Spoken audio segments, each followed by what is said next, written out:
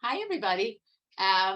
Exciting for me. I haven't yet spoken at YCT, so thank you everyone for joining. I see a familiar face or two. My name is Shulie Mishkin. I'm a tour guide who over the past couple of years has added on to my skills by doing Zoom classes because we have not had tours. Thank God now that's come back, and so I'm doing both. But this way I get to be international, which is fun. So what we're going to look at today is a very central story and theme in biblical archaeology. So let's get started with pictures.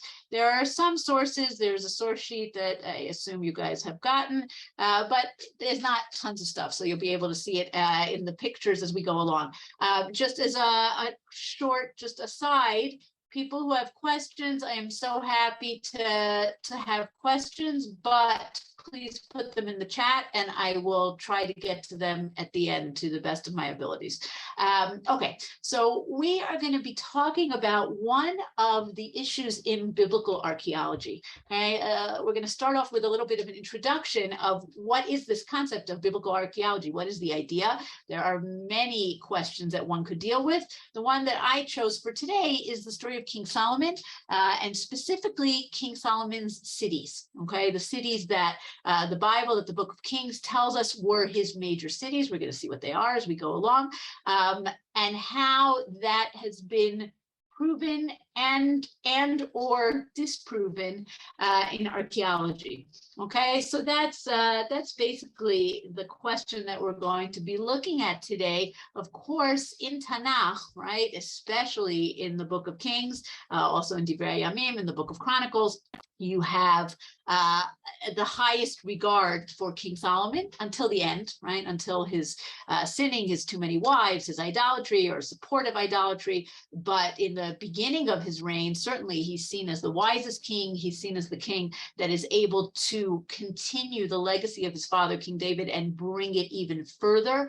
And part of that story is, of course, building the temple, as we're going to see, but it's also expanding his power and having a very broad and large and significant empire. And it's very important in Tanakh that King Solomon, that Shlomo HaMelech, has this large empire, because this is really the height, right? This is the height of the kingdom, of the United Kingdom. It's all going to fall apart after Solomon. And the question is, can archaeology help us to prove this, disprove this? How important is that to us, right? So for that, we have to get into the question a little bit of what is biblical archaeology and who are the major biblical archaeologists that we're going to see in a minute. But just a word about the picture that you have here. So what we're going to do as we go along, and anyone who's come to my Zoom classes before know that I like to use a lot of pictures. This is in lieu of you getting to be able to come here. The picture that we have here is of something called a Proto-Aeolic capital. This is a capital, right? It's at the top of a column. If you know a little tiny bit about architecture, you know about Ionic capitals and Doric capitals, right? This is a specific kind called Proto-Aeolic. It has these nice little swirls. Some people think it looks like a palm tree. We find it in lots of places, but the places where we find it earliest are in the land of Israel.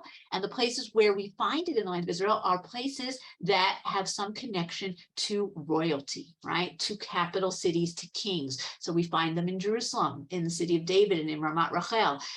We find them in Samaria, in Shomron, and we're going to see that they are found in Hazor, and they're going to be part of our story of, well, are these royal cities, and where are the royal cities? Okay, so that's why I put this as our nice little introductory picture.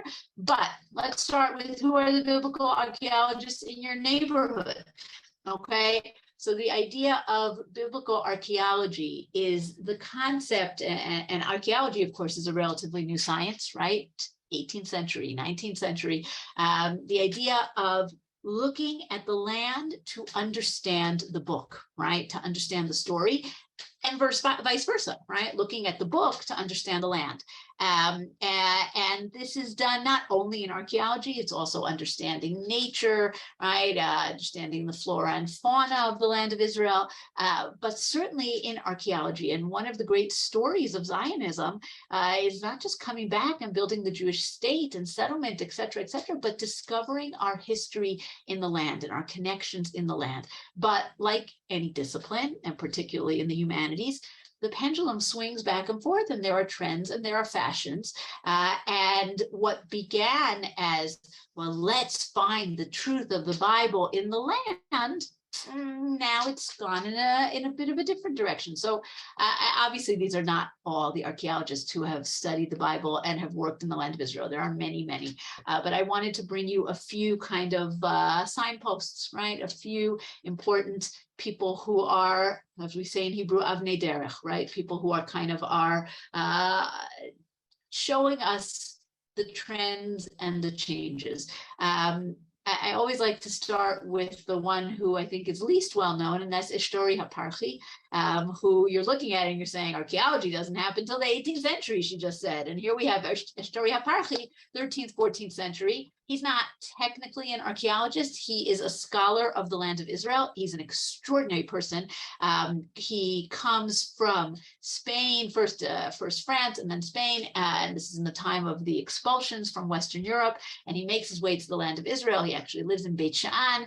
And he makes it his goal to write a book all about the geography and the places of the land of Israel, right? As opposed to people up until his time, yes, there were scholars who, despite the fact that they didn't come to Israel, really do have an incredible knowledge of the land. One of them, of course, being Rashi. But Shulie Mishkin comes to the land and he travels around and he says, I'm going to find places. I'm going to understand what is Tanakh talking about when they talk about, the borders of the tribes and all those things. And he actually comes up with brilliant ideas, some of which we still use today. One of them being that the Arabs who come in the 7th, 8th, 9th centuries keep the names, right? They keep the names of the places. They give it a little bit of a twist to the name. So if we find a place in the north, not so far from Tiberia, that is called Safuria, it's very likely that that is Tzipori that we know about from the Mishnah, from the Gemara, right? And that's Shulie Mishkin is the first one to come up with this idea. And of course, it is still used today. So I just put him in there because I like him. Okay. Sir Flinders Petrie, one of the very first Egyptologists. He's one of the first people to really understand the basics, the ABCs of archaeology, which is stratigraphy, right? That the stuff on the bottom is earlier and the stuff on the top is later. You say, oh, that's very obvious. It wasn't very obvious. He figured it out.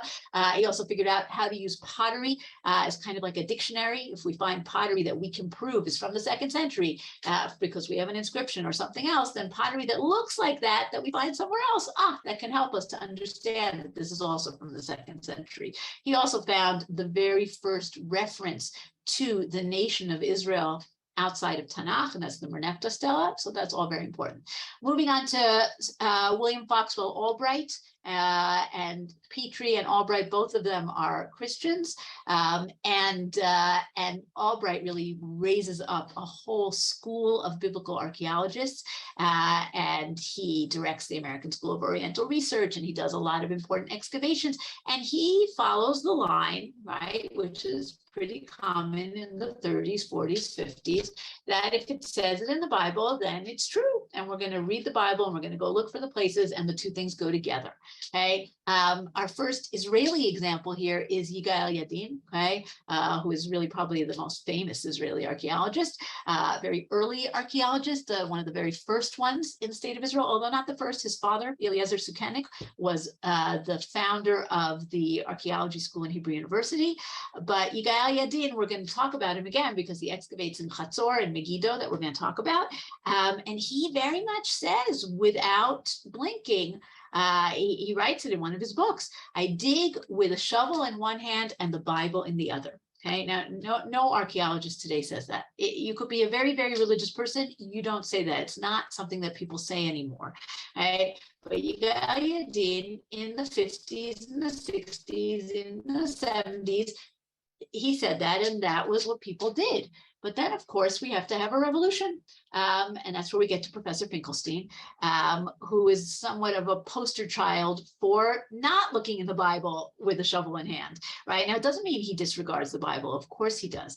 He looks at the Bible. It's a very important source, but he doesn't believe that the stories about King David, about King Solomon, happen as they are said to happen. He believes that they have been written down much later, and they reflect, they're written later, looking back and saying, oh, this was our glorious past, but it didn't really happen that way. And Professor Finkelstein is one of quite a few scholars in the 80s and the 90s in Israel who basically say, no, everything up until essentially King Ahab, right, Ahab, is legendary, and we don't really know what it could be, right? Now that's the pendulum swinging in the other direction. The pendulum now is swinging back, and that's where we get to Eilat Mazar, very, very important Israeli archaeologist, tragically passed away too young last year, and she's saying, no, I am finding evidence of David. I am finding evidence of Solomon. The Bible is a guide to these discoveries. Just to add in, by the way, which I think is fascinating, Yadin and Finkelstein and Mazar, whatever they believe, none of them were religious people, right? None of them are Shomrei mitzvot. But the question is, how do we connect to Tanakh? Do we see it as a reliable source or not? So this is just to have a little bit of pictures along the way. Susanna says, what happened to Eilat Mazar? She was sick. She had cancer, I believe. It was just very sad. She was not an old woman. She was really in the prime of her career. Also realize that a lot of what we're talking about here is political. Right. And particularly when we're not talking about Israeli archaeologists, but we're talking about archaeologists on the outside, because when you are saying that we as Jews have very deep roots in this land, that's a connection to Zionism. And if you are against the idea of Jews having a state of their own and having connection here, and you're calling Jews colonialists, biblical archaeology is kind of a stumbling block for you. So not saying that for any of the Israeli archaeologists, but there are others who twist these words, right, very famously, and I think he deserves great credit for this. Professor Finkelstein was interviewed quite a few years ago on Al Jazeera, and basically they said to him, well, you don't believe in any of this ancient biblical stuff, so really the Jews are latecomers to this land. And he said, no, we're talking about a difference of opinion of about 75 years.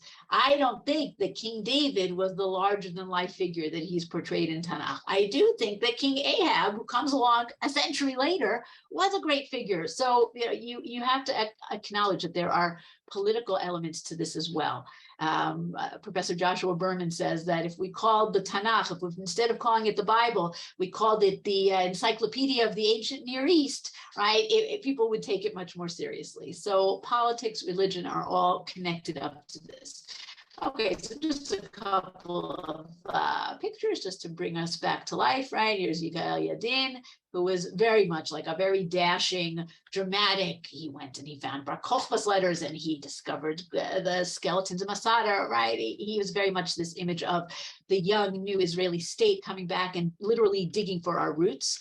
Sorry. Okay, Professor Finkelstein.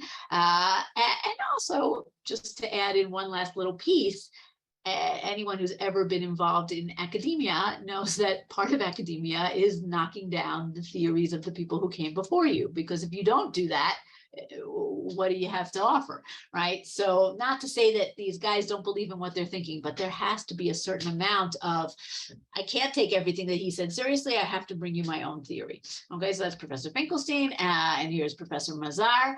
And now let's kind of dive into our story. So we are not going to talk too much about David here, King David, but that's a whole other Zoom class that we could do about King David and what was discovered from King David. But basically what kind of cut the the foundation out from under, all the people were saying, no, no, no, David is like a King Arthur-like figure. He's a legendary figure. In the early 90s in Tel Dan in the north, Professor Avraham Biran discovered this piece of what's called an ancient stela. Stela is basically a billboard, right? It's what a king writes when he wants. It was the Twitter of the old days.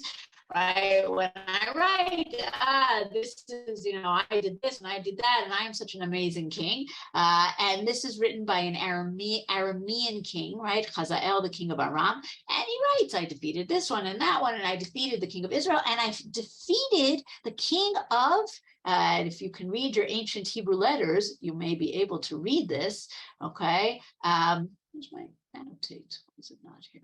All right. Sorry, can't find it. But over here, you can see that it says Beit David, right? The triangles are deltas, are dalids. This is the king of Beit David, the house of David. Based on the writing here, this is the Ketav Ivri Atik. This is the ancient Hebrew writing, which was used by everybody in our region. This goes back to the 9th century before the Common Era, okay? We usually date King David to the 10th century. So this is 75 to 100 years after we think King David lived. If there's a house of David in the century after we talk about King David, there was a David, right? So pretty much everybody after this was discovered stopped saying that David is a mythical figure, he's a legendary figure, he's a King Arthur figure, he's a real figure. The question is, how big, how important, how significant, and that's where the archaeology comes into play. But this pretty much put an end to the conversation of there is no real David, right? He was not an actual figure, because here he is. Okay, one last introductory thing, and then we're going to get into King Solomon. A few nice maps. Okay, so this is our United Kingdom of Israel, essentially based on Tanakh. Okay, it's taking a little bit less because we are here in the book of Samuel, how King David goes all the way up to Aram Tzova, right? He goes into Aram and he conquers there. But here we're saying the actual kingdom of Israel, which goes on both sides of the Jordan, which goes all the way from the Negev desert, from Midbar Tzin, all the way up to Dan in the north, and even up to Sidon, all the way over in the Transjordan. It's a very nice, large, significant kingdom. Okay, and we're going to point out the cities of King Solomon very soon, but this is the Tanakh's version of the power of the United Kingdom by the end of the reign of King David, right? And in the time of King Solomon, right? And this is what the archaeologists are going to try to look at and understand. If you look over here on the right, this is a great map from National Geographic, okay? National Geographic doesn't love Jews, but they do make nice maps. So we are going to we're going to use them. And this was a map that they put out when they did a cover story on this town over here, Caiaphas, which we're not going to talk about, but which was an amazing discovery about 15 years ago. Completely, very good shape, biblical period city with a wall, with 2 gates that, according to the archaeologists, dates to the time of David and is meant to show the power of his kingdom. So they did a front page, a cover story on Caiaphas, and along the way, they said, well, what do we have that, shows the proof that these were really great kings? So they bring a few different things. We are going to be talking about these fortified cities, Hazor, Megiddo, and Gezer, okay? But they also bring some stuff that we just saw here, the inscription of the house of David from Tel Dan, the discoveries in the city of David and in Jerusalem. I'm going to talk a little bit about Jerusalem. Copper mines down in the south that, according to the excavators, shows the wealth of Solomon's kingdom and what he used for the temple, okay? So more and more, we are finding more things that are saying, well, wait a second, maybe we can't dismiss everything about David and Shlomo, right? Maybe more and more things are coming to light. And one of the things that is very much a truism in biblical archaeology is absence of evidence of absence. Absence of evidence is not evidence of absence. Did I say that right? Right? just because we haven't found it doesn't mean we're not going to find it. Okay? We find more and more incredible things all the time. Okay? If someone had said to you 100 years ago that some Bedouin is going to go into a cave near the Dead Sea and discover Torah scrolls from over 2,000 years ago, you would say that person is crazy, right? And yet we found the Dead Sea Scrolls and so many more surprises that keep coming up along the way. So the picture is now open, and we have many options available to us. So let's finally get started with our story. Okay, so in the book of Kings, okay, we have quite a few chapters about King Solomon. A large amount of space is devoted to the building of the temple, the dedication of the temple. This is the greatest building project that Solomon does.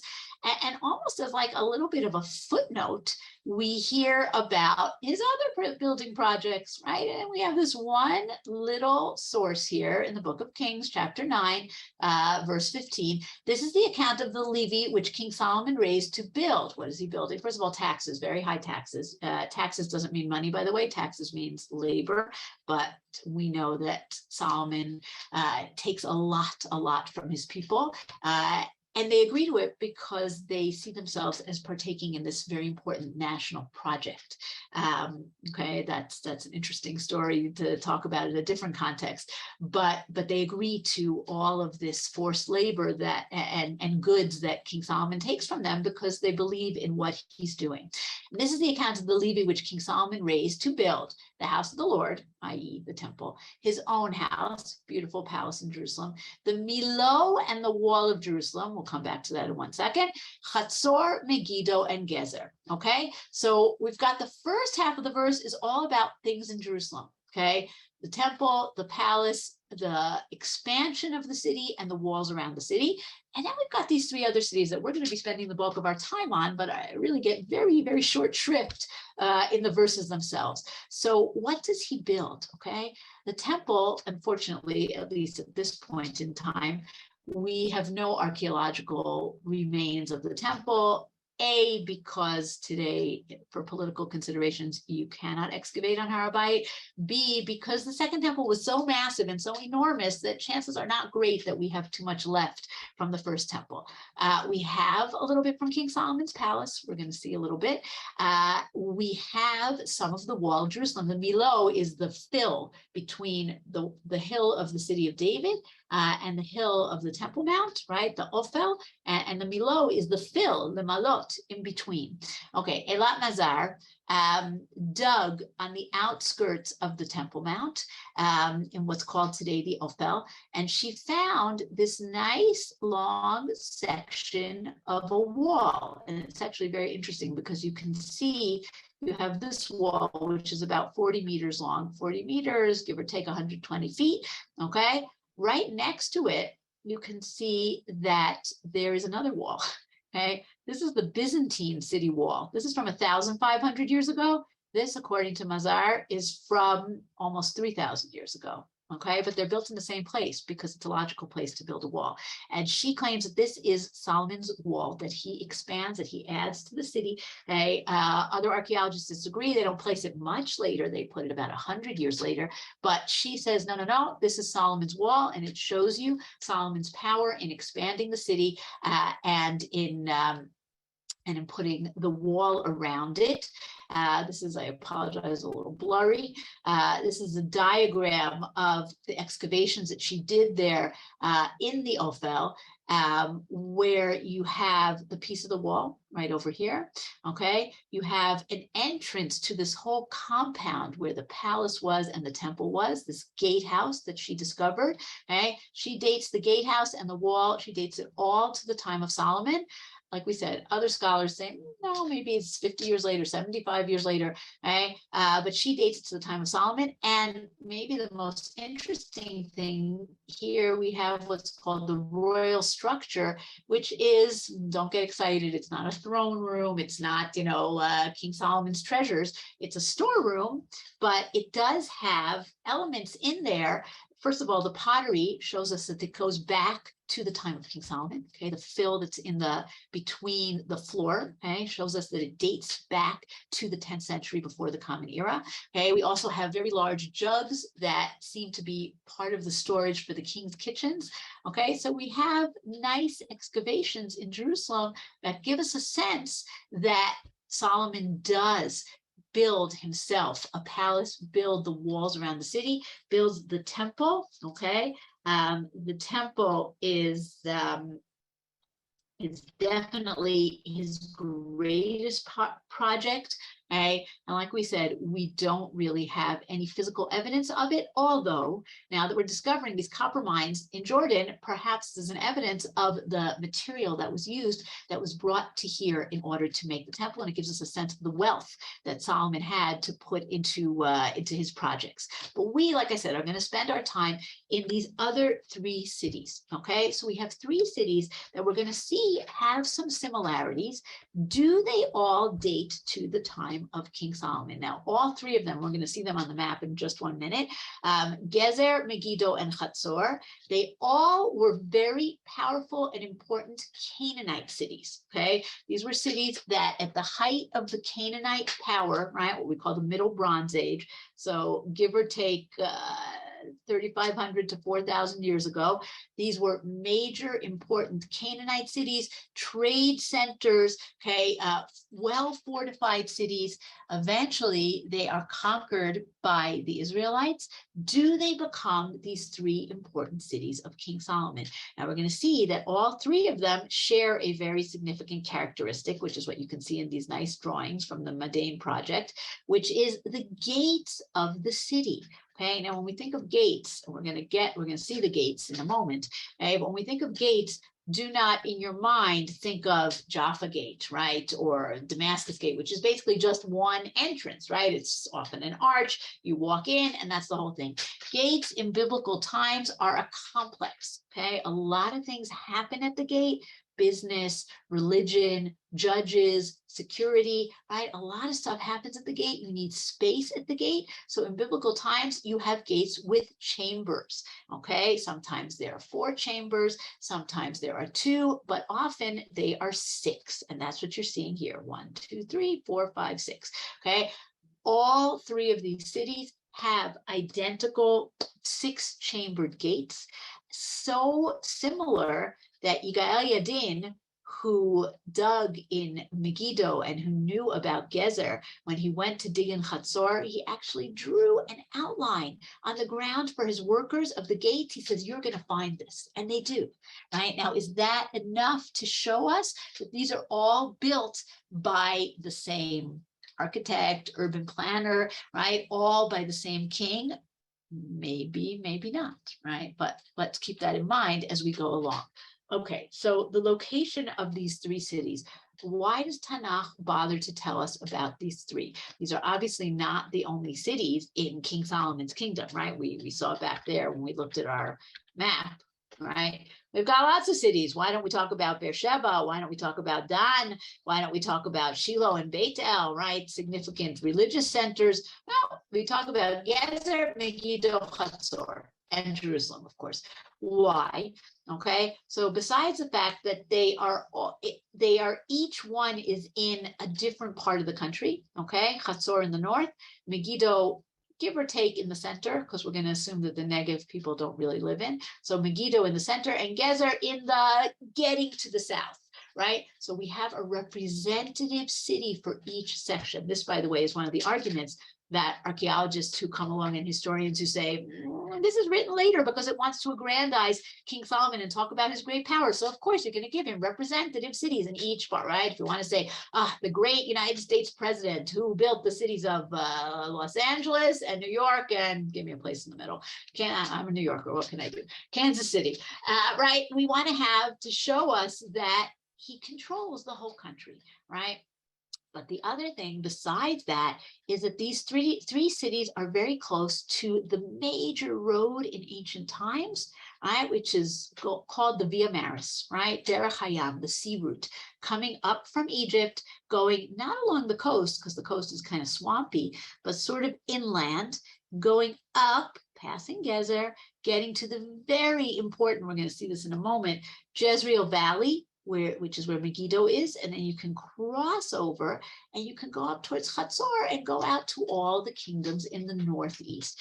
So if you are controlling these cities, you are controlling trade, you are controlling movements of armies, right? You are really showing your power. So these are three very important cities to have under your belt. So we are going to take a quick tour of these cities. Okay, so here we are with Tel Gezer. Okay, Tel Gezer today is in the center of Israel, right?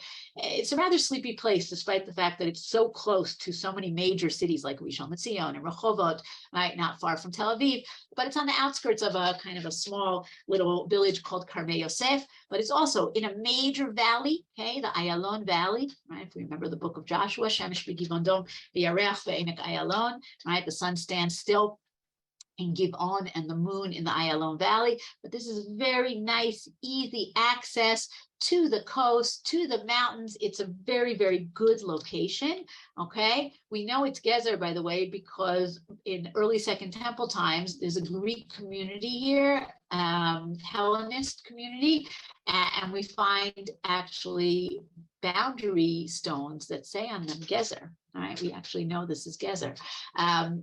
Gezer started out as a very powerful Canaanite city, okay? This is part of the Canaanite gate to the city, right? And here you can see a nice four-chambered gate.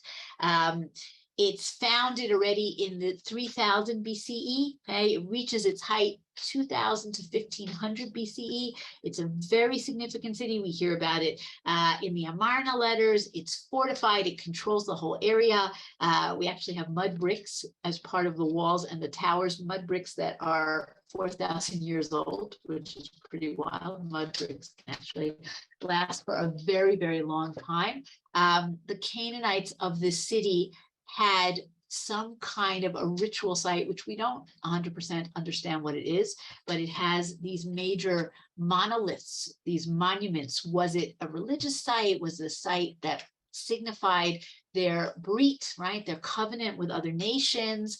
That might be what we see here. We have this nice basin, right? And if you remember the story of Matan Torah, right? After when we're getting the Torah, we have this covenant, this brit that God makes with us, and there are sacrifices, and the blood is put in the basin and sprinkled on the people, right? Because that's part of how you make a covenant. So maybe this is a place of a covenant, maybe this is a place of religion. We're not sure, but it does give us a sense of the power of the city, as well as the power of the religion that's there. One of the very exciting things that was discovered in Gezer, if you want to see the real thing, you have to go to Istanbul. It's in Turkey. The Turks took it home with them.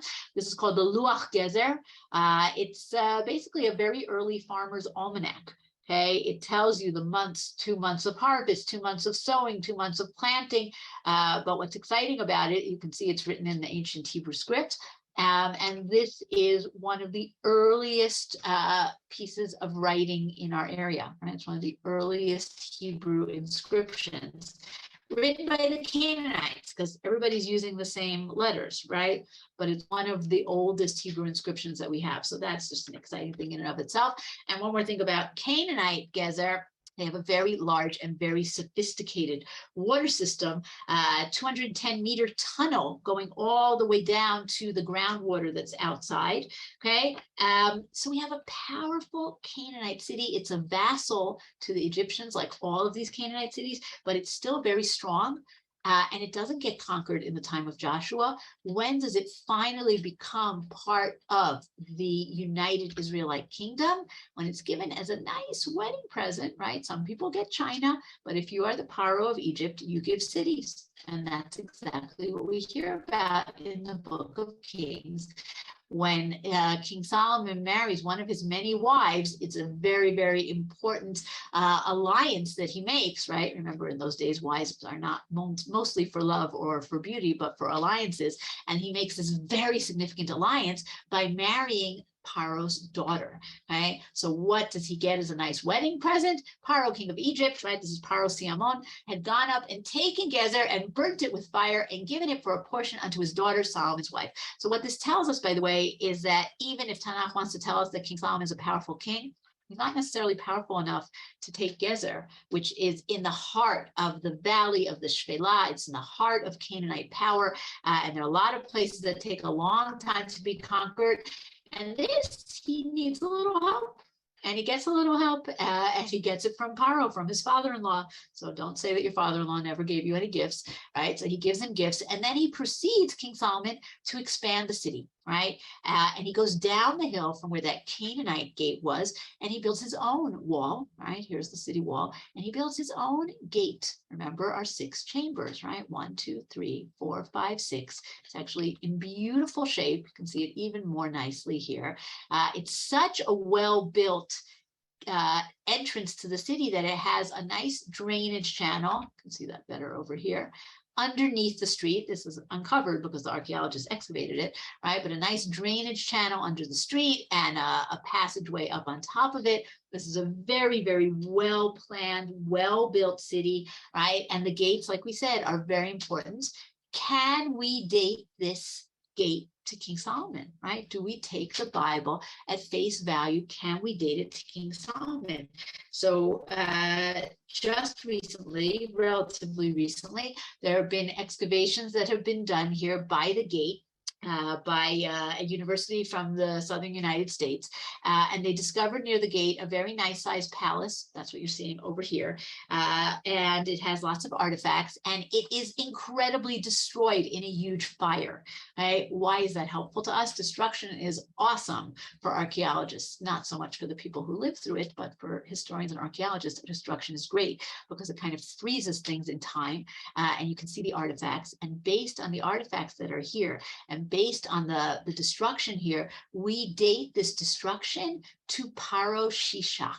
Okay, Paro Shishak is the Paro that comes along after this nice father-in-law Paro. Okay, this is a Paro who comes along and says, I'm going to conquer, and he comes and he conquers much of the land of Judah. This is in the time of King Solomon's son, Rechavam. Okay, Shishak comes and conquers it. If Shishak destroys Rechavam's palace, okay, that means the palace is a generation earlier, right? It's either built by Rechavam, but more likely it was built by his father, by Solomon.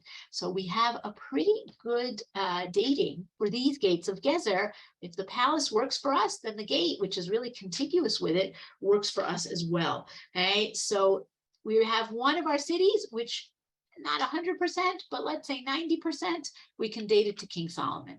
Moving up north, right? Let's go up to Megiddo. Right? Megiddo is an amazing site. Right? If you haven't been to Megiddo, next time you come to Israel, come to Megiddo. It's really an incredible place. And one of the reasons it's so incredible is you can see it is the gateway to the Jezreel Valley.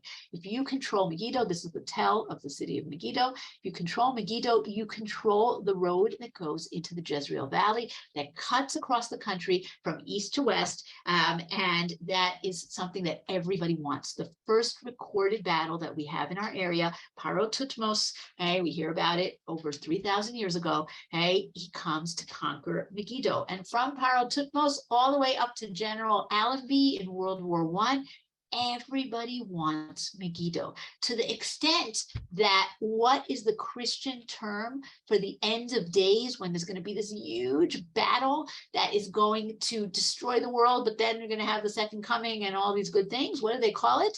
Armageddon. What is Armageddon? Armageddon is just a distortion of Har Megiddo, the mountain of Megiddo, because Megiddo is the place where the battles happen. In Sefer Shoftim, in Sefer Shmuel, Melachim, and further on, etc., etc. Megiddo is super important. You can see it here, right? Not so far from the coast, but going right into the valley, super significant. Megiddo is a city that dates back. We have continuous settlement for over 3,000 years, which comes to a strange and an abrupt end in the 4th century BCE. We really don't know why. Okay, but it's a major Canaanite city. Then it becomes a major Israelite city, and after the destruction of the Israelite city, we have the Syrians that move in here, and then Phoenicians. It's a city for a very, very long time. It's a very significant city. We could spend a whole Zoom just on Megiddo. We're not, because we want to talk about King Solomon, and we want to get to everything here. So our question is, whose city is it? Right? Again, Tanakh tells us it's Shlomo's city. Can we see that from the archaeology? So there have been lots and lots of excavations in Megiddo.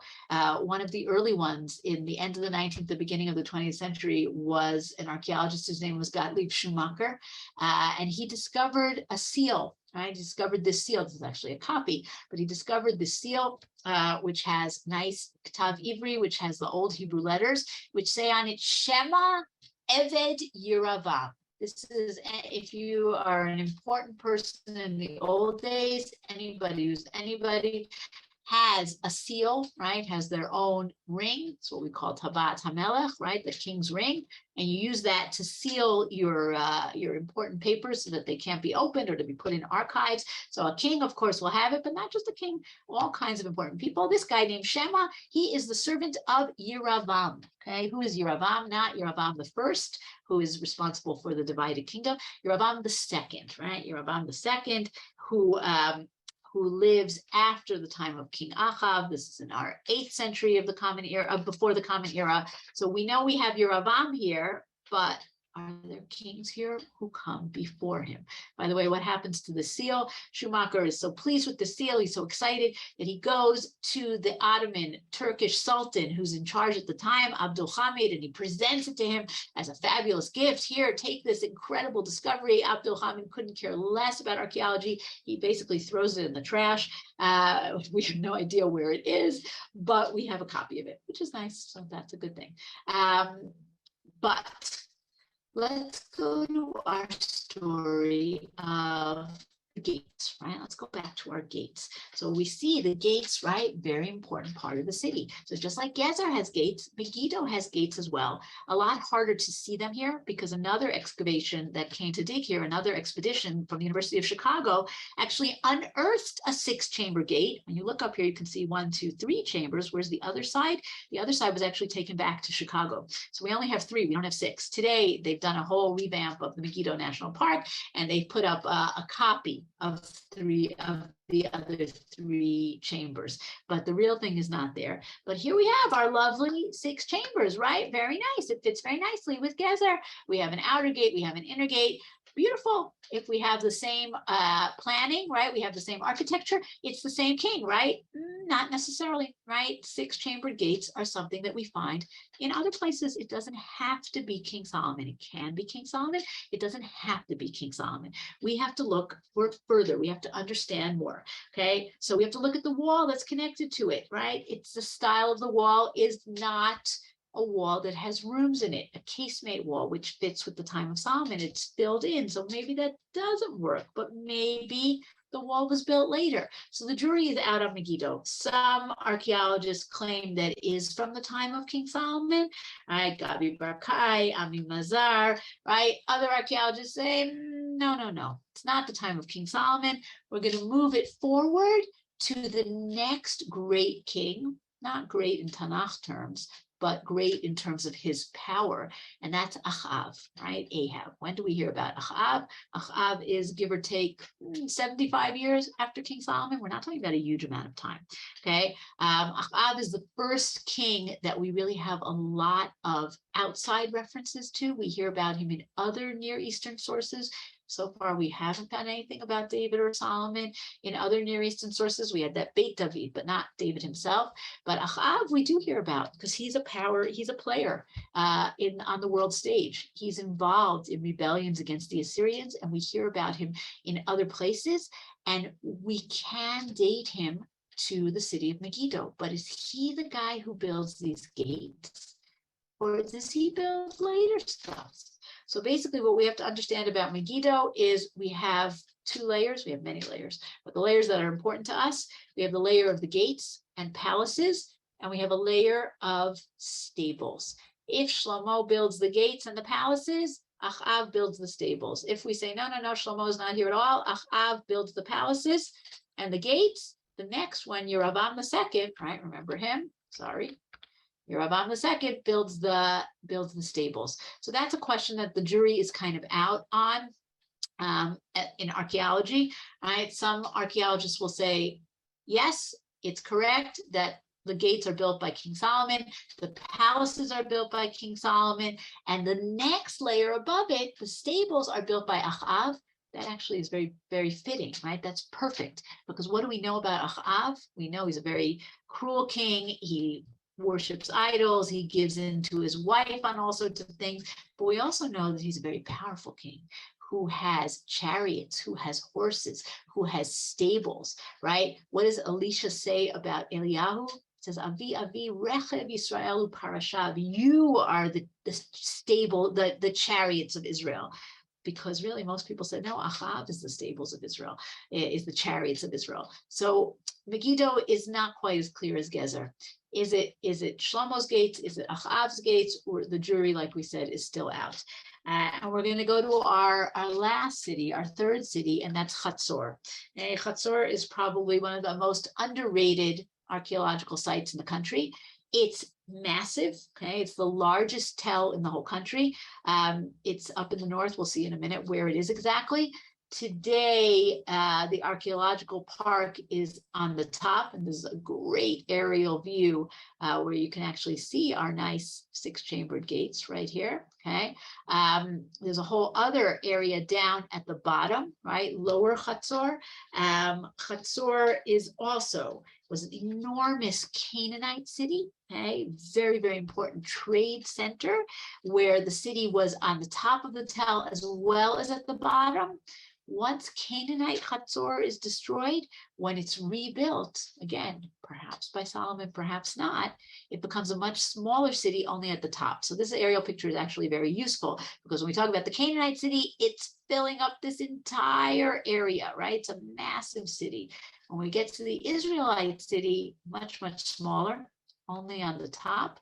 Eventually, it expands all the way out to this western hill, okay? And then it's destroyed by the Assyrian invasion in the year 732, okay? Where is Hazor? Why is it so important? Now, here we are, Hazor, not so far from Tzfat, okay? Not so far from Rosh Pina. Today, we think of it as like, oh, this is very pretty, very pastoral, right, up in the Galilee. But it was really a very busy place because it's, again, on one of the major roads that takes you out to the great northeastern empires. Okay? And we know that this was a trade center. We have evidence of trade with Egypt. We have evidence of trade with Mesopotamia. It's a very sophisticated culture, the Canaanite city of Hazor. Okay? The stuff that was discovered there is very, very sophisticated. It was excavated by Yigael Yadin, and then today it's being excavated again by Yadin's student, Amnon Ben Tor. And again, we have a lot from the Canaanite city showing the power.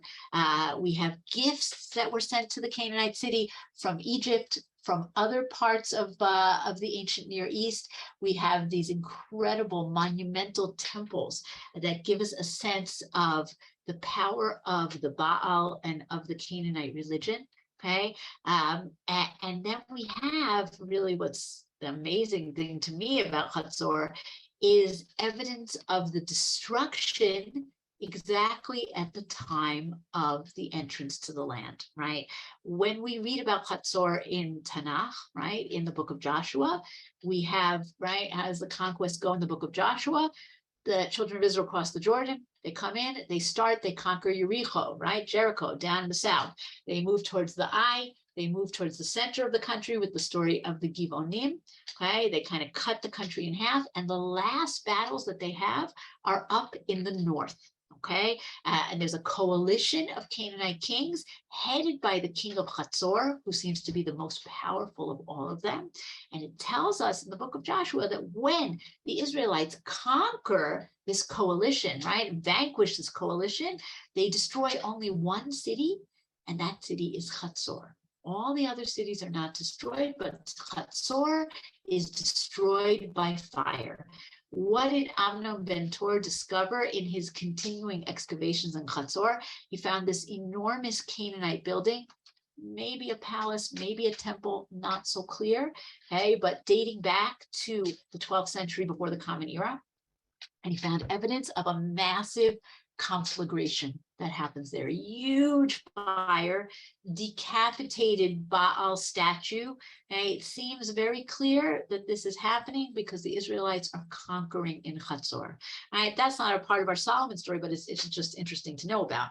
Right? So the Canaanite city is destroyed, not rebuilt right away. And then along comes, again, according to Tanakh, King Solomon, and rebuilds. And he builds again this lovely 6-chambered gate with a wall next to it. In this case, the wall is a casemate wall, right? It's a wall with rooms in the wall, which dates back. That style fits very, very nicely with our time period of King Solomon. Okay, here are what we started out with, our Proto-Aeolic columns, which are symbols of royalty. Okay, and it seems that based on the casemate wall and based on the house that was discovered in the wall, again, dating back to the 10th century, this seems to fit very nicely with King Solomon. So here's our beautiful 6-chambered gate, really perfect, lovely condition. Okay, right next door, we have a house that was in the wall. Okay, it's been excavated. The top layer is from the 9th century. There are 3 earlier layers. Okay, that takes us back to the 10th century. That takes us back to the time of King Solomon. Before we come to our final conclusions, and then we'll see if anybody has questions. Okay, just to understand a little more about Hazor, okay, there were other buildings that were built there later on. Okay, not in the time of Solomon, but in the time of Ahab. We have a storehouse building. We have a large water system. Okay, also Megiddo, very impressive water system. 9th century. Seems to go back to the time of Ahab, protecting the water to the city. Great story about this water system. Yigal Yadin discovers the entrance to it, but he wants to do things by the book. It doesn't look so safe. He tells the students, we're not going in now. It's the end of the day. We're going to come back tomorrow with safety equipment and we're going to go in. And he leaves for the day. And his students, Amnon ben Tor and David Ruzishkin, sneak back in. They climb down, right, using ropes, and they climb in, and then they leave a little sign there inside. And when Yadin comes down the next morning, it says, Kvar hayinu po. We were here already, right? Little tricks that archaeologists like to play on each other. Okay, so what can we conclude from what we've looked at so far? We have very nice evidence in Gezer and in Hazor that seem to show not 100%, because there is no 100% in archaeology, but pretty conclusively that these are cities that were built by Solomon. Megiddo, the jury is still out. There definitely are possibility. You could definitely yesh al mili smoke, right? There are people you can trust to say it is King Solomon, but it's not 100%. Jerusalem also, the palace seems to be King Solomon. The wall probably needs more excavating, but more likely than not, our pasuk that we started with that talks about Shlomo building Jerusalem, Gezer, Megiddo, Hazor, the archaeology seems to bear it out. Right? Now, there are always surprises in archaeology, and who knows? But as of now, we seem to have shown quite a lot that King Solomon is perhaps not as incredibly powerful as Tanakh portrays him, but definitely not a small town, small-time chieftain as archaeologists of the 80s and 90s would portray him. So the truth, as usual, is somewhere in the middle. Tragically, the story of Solomon ends with the divided kingdom, right? This united kingdom does not last. It is not strong enough to hold on for another generation. And it's broken apart by internal tensions, by tribal tensions. And we split into the kingdom of Israel and the kingdom of Judah. And we split with the temple as well, right? And one of the ways that Yeravam, the pretender to the throne, after King Solomon, one of the ways he consolidates his power is by building other temples, because he knows the temple is the magnet, is what's going to bring everybody to Jerusalem, and it's going to make them want to reunite. And so he doesn't build just one new temple, he builds 2, right? One in the south, one in Bet El, one in the north in Dan, and he breaks up this United Kingdom into its component parts again, and he basically undoes the work of David and Solomon. But just to end on a more cheerful note, right, he doesn't undo it enough, because we still think of Jerusalem as our eternal capital, and that we can really put back to David and Solomon and the work that they did there.